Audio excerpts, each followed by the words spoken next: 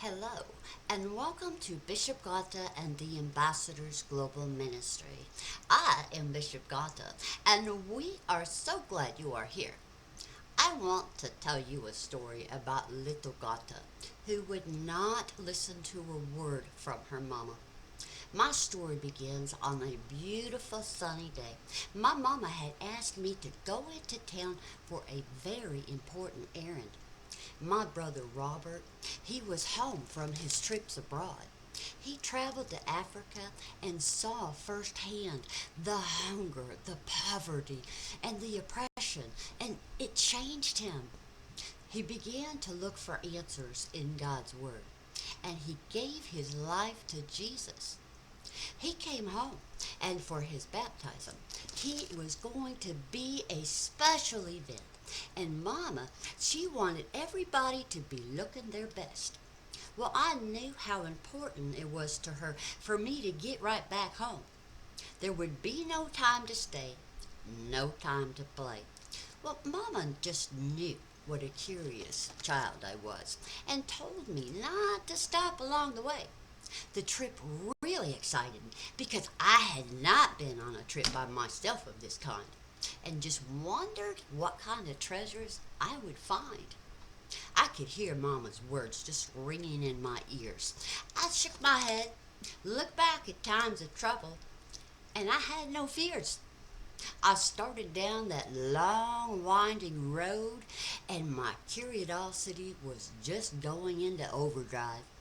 Well, I had made this trip many times by car, and I knew there was an apple orchard just right up around the bend.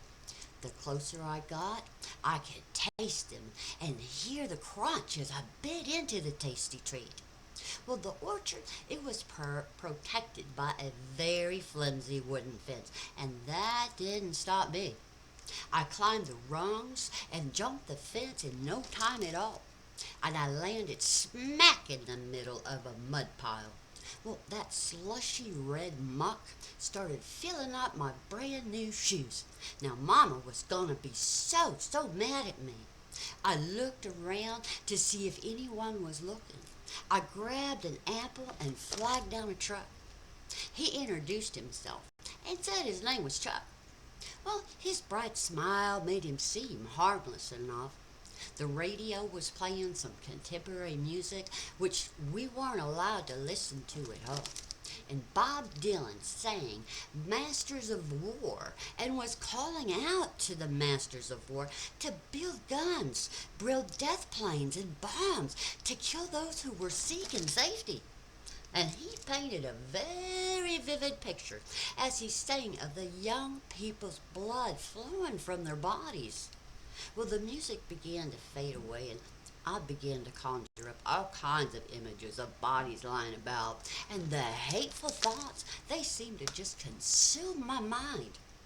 The words of the lyrics began to fade, and as I looked out the window, Chuck rolled the window down, and that fresh air hit my face, and it brought me back to the music, just as the song was ending with the declaration that even Jesus would never forgive you for what you do.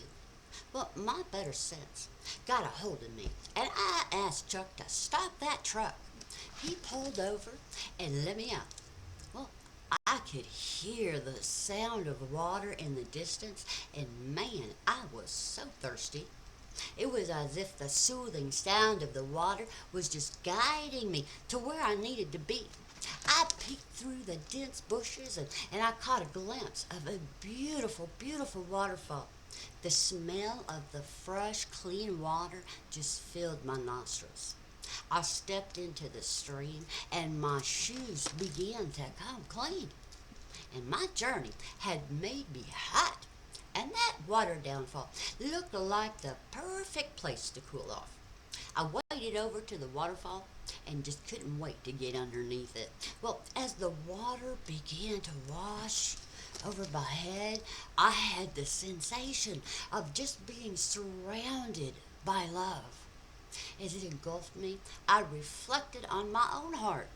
The destructive words to the song and Chuck's truck that just began to clear from my mind as that water washed over my head. I began to feel just so renewed. My hands came clean, as if to wash off the shame of taking the apple, which wasn't mine to take. When I stepped out of the water, oh, I just felt so brand new. You know, it's just as Ezekiel tells us, I will sprinkle clean water on you, and you will be clean. I will cleanse you from all your impurities and from all your idols. I will give you a new heart and put a new spirit in you. I will remove from your heart of stone and give you a heart of flesh. And I will put my spirit in you and move you to follow my decrees and be careful to keep my laws. Now we know that Jesus offers forgiveness to everyone.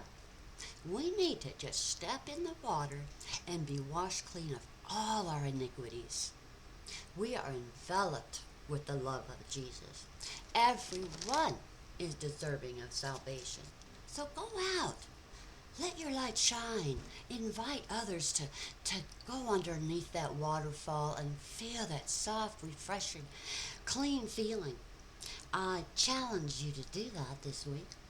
And I might add, if my teachings have been a blessing to you, I would encourage you to follow me on Instagram and share those videos. The same on YouTube and our Facebook page. You know, the more we share the videos, the more we share the gospel, and the more people that we can reach. So we make greater progress in teaching the gospel from ends of the earth, from here to there and everything else. And blessings